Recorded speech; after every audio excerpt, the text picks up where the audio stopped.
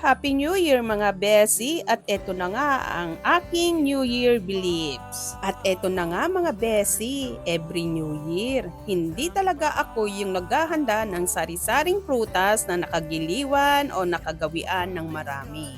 Hindi ko naman sinasabing mali ha, sa akin kasi mas pinipili ko ang sweets at chocolates para sa akin. Sweet start, sweet life. At hindi pwedeng mawala ang KitKat mga besi dahil dito sa Japan, good luck symbol siya. Kaya yearly, sure may KitKat ako sa handa. At syempre, present din ang gold coin chocolates.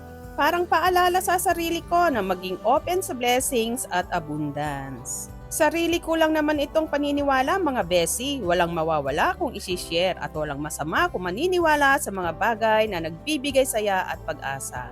Ang mahalaga, sinasalubong natin ang bagong taon na may positibong puso, pasasalamat at paniniwala sa mas magandang bukas. Happy New Year mga besi!